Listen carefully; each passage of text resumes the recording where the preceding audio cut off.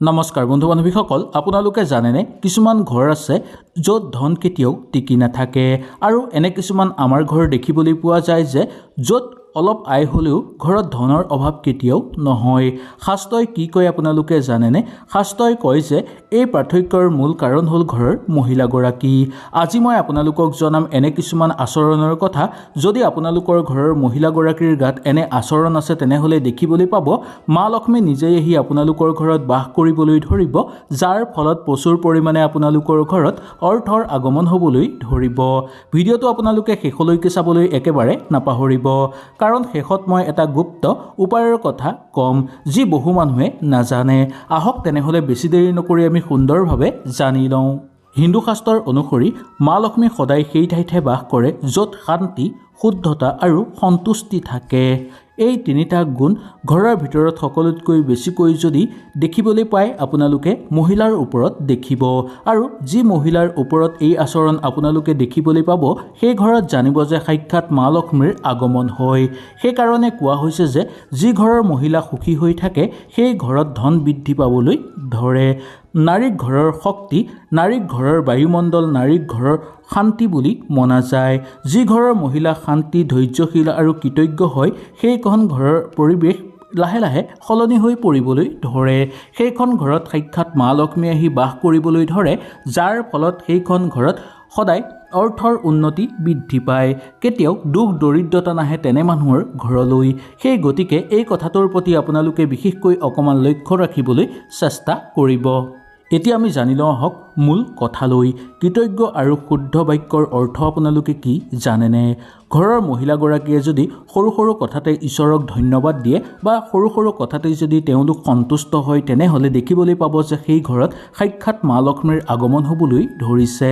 নতুন নতুন সুযোগ সুবিধা তেনে মানুহৰ ঘৰত অতি সোনকালে অহা দেখিবলৈ পোৱা যায়।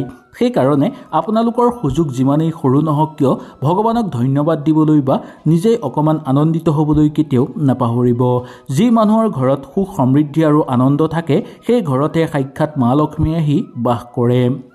যি মানুহে সদায় অভিযোগ কৰি থাকে সেই ঘৰত কেতিয়াও শুভ শক্তিয়ে ঠাই নলয়। যদি আপোনালোকে ইটোৰ পিছত সিটো অভিযোগ কৰি থাকে, নিজকে লৈ যদি অসন্তুষ্ট অনুভৱ কৰে তেনেহ'লে সেই ঘৰত কেতিয়াও মা লক্ষ্মীয়ে বাস নকৰিব। সেই ঘৰত সমস্যা বৃদ্ধি পাবলৈ ধৰিব আৰু তেনে মানুহৰ ঘৰত অকাল অহাটো নিশ্চিত বুলি কোৱা হৈছে শাস্ত্ৰৰ অনুসৰি। ঘৰৰ মহিলাগৰাকীয়ে যদি এইটো নাই সেইটো নাই বুলি কুটকুট কৰি থাকে এনে ঘৰত কেতিয়াও শুভ শক্তিয়ে ঠাই নলয়। এনে ঘৰত কেতিয়াও মা লক্ষ্মীয়ে বাস কৰিবলৈ নাহে। সেই গতিকে এই কথাৰ প্ৰতি আপোনালোকে বিশেষ সাৱধানতা অৱলম্বন কৰি চলিবলৈ চেষ্টা কৰিব। তেতিয়াহে সাক্ষাৎ মা লক্ষ্মীৰ আগমন হ'বলৈ ধৰিব আপোনালোকৰ। ইয়াৰ ফলত আপোনালোকৰ সকলো সমস্যা সমাপ্ত হৈ পৰিব। জীৱনত চলি থকা সকলো অশান্তি দূৰ হৈ পৰিবলৈ ধৰিব। যি ঘৰৰ মহিলাই স্বামীক সন্মান কৰে, সন্তান আৰু ঘৰ পৰিয়ালৰ সকলো সদস্যক যদি সন্মান দিয়ে তেনে ঘৰত সাক্ষাৎ মা লক্ষ্মী আহি স্থায়ীভাৱে বাস কৰে। শাস্ত্ৰত স্পষ্টকৈ কোৱা হৈছে যে য'ত অভিযোগ থাকে তাত মা লক্ষ্মী কেতিয়াও নাথাকে। কৃতজ্ঞ মানে কেৱল ধন্যবাদ কোৱাটো নহয়, কৃতজ্ঞৰ অৰ্থ হ'ল যি আছে তাক সন্মান দিয়াটো। সেইকাৰণে আপোনালোকে জীৱনত যি পাইছে তাক সদায় সন্মান দিবলৈ চেষ্টা কৰিব। এতিয়া মই কিছুমান আচৰণৰ কথা ক'ম। যি আচৰণ যদি মহিলাগৰাকীৰ গাত থাকে তেনেহ'লে মা লক্ষ্মী কেতিয়াও সেই ঘৰত বাস নকৰে। তেনে মানুহৰ ঘৰৰ পৰা সুখ শান্তি দূৰ হৈ পৰে আৰু এনে মানুহৰ ঘৰত প্ৰচুৰ পৰিমাণে অৰ্থহানি হ'বলৈ ধৰে। সদায় যি মানুহে অভিযোগ কৰি থাকে ইটো নাই সিটো নাই বা এইটো হ'লে মোৰ একো নহ'ব বা জীৱনত মই একো কৰিব নোৱাৰিম, এনেধৰণৰ যি মানুহে অভিযোগ কৰি থাকে আৰু বিশেষকৈ মহিলাগৰাকীয়ে যদি অভিযোগ কৰি থাকে, ইয়াৰ উপৰিও ঘৰৰ কামৰ ক্ষেত্ৰতো যদি মহিলাগৰাকীয়ে অভিযোগ কৰি থাকে তেনে ঘৰত কেতিয়াও মা লক্ষ্মীয়ে স্থায়ীভাৱে বাস নকৰে। এনে ঘৰত এসময়ত উন্নতি থাকিলেও লাহে লাহে ইয়াৰ পৰা আপোনালোকৰ অৱনতি আৰম্ভ হ'বলৈ ধৰে। নতুন সুযোগ এনে মানুহৰ ঘৰত কেতিয়াও লাভ নহয় আৰু এনে মানুহৰ ঘৰত সদায় অবান্তিক খৰচৰ মাত্ৰা বৃদ্ধি পাবলৈ ধৰা দেখিবলৈ পোৱা যায়। দ্বিতীয়তে, যি মানুহে ৰাতিপুৱাই উঠি কাজিয়া পেচাল কৰে বা যি মানুহে ৰাতিপুৱাই উঠি ঘৰ পৰিয়াল বা ওচৰ চুবুৰীয়াৰ লগত তৰ্ক পেচাল কৰে সেই ঘৰত কেতিয়াও মা লক্ষ্মীয়ে বাস নকৰে। এই ঘৰত মা লক্ষ্মী বা কিবা শুভ শক্তি থাকিলেও ঘৰৰ পৰা বাহিৰ হৈ পৰে। সেই গতিকে এনে মানুহে কেতিয়াও শুভ শক্তিৰ আগমন কৰিব নোৱাৰে আৰু লগতে এনে মানুহে কেতিয়াও ধন উপাৰ্জন কৰিলেও সেই ধন জমা কৰি ৰাখিব নোৱাৰে। ঘৰৰ মহিলাগৰাকীয়ে যদি স্বামীক অপমান কৰে তেনে ঘৰত কেতিয়াও সুখ সমৃদ্ধি নহয়। তেনে ঘৰত কেতিয়াও মা লক্ষ্মীয়ে বাস নকৰে।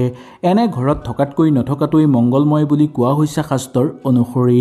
সেই গতিকে স্বামীসকলক সদায় পত্নীসকলে সন্মান কৰিব লাগে আৰু যথাযথ তেওঁলোকক আদৰ কৰাটো দৰকাৰ। যি ঘৰত স্বামীক আদৰ কৰা হয় সেই ঘৰত সাক্ষাৎ মা লক্ষ্মীৰ লগতে সকলো দেৱ দেৱীৰ আগমন হ'বলৈ ধৰে। সেই গতিকে এই কথাটোৰ প্ৰতি বিশেষকৈ আপোনালোকে লক্ষ্য ৰাখিব। ঘৰৰ মহিলাগৰাকীয়ে যদি ঘৰৰ কামবোৰ বোজা বুলি ভাবি নকৰে বা বোজা বুলি ভাবি যদি এলাহ কৰে তেনে ঘৰত কেতিয়াও সুখ সমৃদ্ধি নহয়। তেনে ঘৰত কেতিয়াও মা লক্ষ্মীয়ে বাস নকৰে। সেইকাৰণে ঘৰৰ কামবোৰ নিজৰ দায়িত্ব হিচাপে পালন কৰি আমি সম্পূৰ্ণ কৰাটো অত্যন্ত দৰকাৰ। কিন্তু মহিলাসকলে যদি ঘৰৰ কামবোৰ বোজা বুলি ভাবি নকৰাকৈ থাকে বা বোজা বুলি ভাবিবলৈ লয় তেনে ঘৰত কেতিয়াও উন্নতি নহয়। তেনে ঘৰত অৰ্থ আহিলেও অৰ্থ টিকি নাথাকিব। তেনে ঘৰত শুভ শক্তিয়ে ঠাই নল'ব আৰু ঘৰত থকা অৰ্থ খুব বেছি পৰিমাণে অবান্তিক খৰচৰ দিশলৈ যাবলৈ ধৰিব। শাস্ত্ৰৰ অনুসৰি যি ঘৰৰ মহিলাই অশুদ্ধ কামত যোগদান কৰে আৰু সৰু সৰু কথাতে কাৰোবাক টানকৈ কয় বা বেয়াকৈ কয় তেনে ঘৰত কেতিয়াও শুভ শক্তিয়ে ঠাই নলয়। ইয়াৰ উপৰিও অসন্তুষ্ট কিবা কাম যদি তেওঁলোকে কৰে বা অলসতা যদি তেওঁলোকৰ গাত থাকে তেনে ঘৰত কেতিয়াও মা লক্ষ্মী আহি বাস নকৰে। তেনে ঘৰত দুখ দৰিদ্ৰতা সঘনাই আহিবলৈ ধৰে আৰু তেনে ঘৰত বহু বেছি বিপদৰ মাজত সোমাই পৰা দেখিবলৈ পোৱা যায়। সেই গতিকে এই কথাটোৰ প্ৰতি আপোনালোকে বিশেষকৈ লক্ষ্য ৰাখিব। শাস্ত্ৰৰ অনুসৰি কোৱা হৈছে যে যি ঘৰৰ মহিলাৰ মুখত সদায় অভিযোগ থাকে সেই ঘৰত ধন থাকিলেও কেতিয়াও সেই ধন টিকি নাথাকে।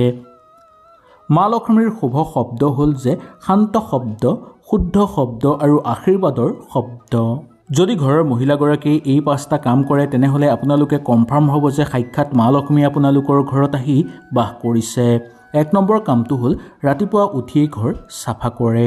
ঘৰৰ আগফালটো বিশেষকৈ চাফা কৰে। এনে ঘৰত দেখিবলৈ পাব যে সাক্ষাৎ শুভ শক্তিৰ আগমন হয়। ৰাতিপুৱা বা ব্ৰহ্ম মুহূৰ্তৰ সময়খিনি মা লক্ষ্মী ঘৰত আগমনৰ সময় বুলি কোৱা হয়।